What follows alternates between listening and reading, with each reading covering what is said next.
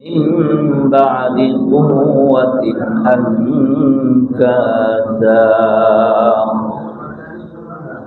وقال رسول الله صلى الله عليه وسلم: يا أيها الناس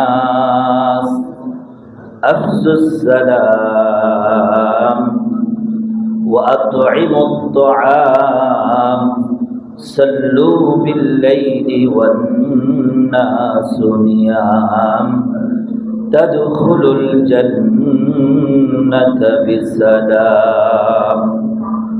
وقال تعالى في شان حبيبه: إن الله وملائكته يصلون على النبي يا أيها الذين آمنوا صلوا عليه وسلموا تسليما.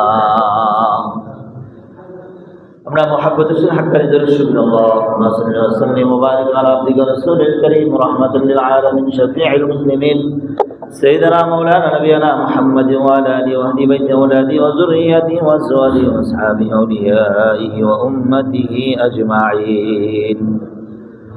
كما صليت وسلمت وباركت رحمت على سيدنا إبراهيم وعلى آل سيدنا إبراهيم إنك حميد مجيد। আল্লাহ পাকের কাছে লাখো কোটি শুকর ও সুজুদ মহান রব্বুল আলামিন আমাদেরকে অত্যন্ত দয়া করে মায়া করে মহব্বত করে ভালোবেসে দীর্ঘ একটা মাস সিয়াম সাধনা করার পরে শেখ জামানার মুজাদ্দিদ শফি মুফতি আজম গাছী রহমাতুল্লাহ আলাইহি কর্তৃক নির্দেশিত রবিবারের কোরআন ক্লাস মজলিস, নুরানি কোরআনি মজলিস জান্নাতের বাগানে আসার বসার তৌফিক দান করেছেন। এজন্য মহান রব্বে করিমের দরবারে শুকরিয়া আদায় করে বলি আলহামদুলিল্লাহ।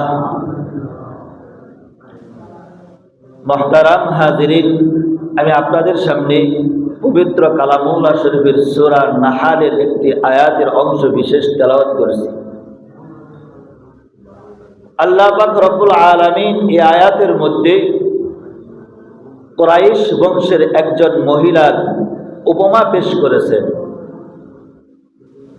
যেই মহিলা সারাদিন কষ্ট করে সুতা বুনতো, সুতা পাকাইতো, আবার সন্ধ্যাবেলা ওই সুতার পাকগুলি সে নিজে নিজেই খুলে ফেলত।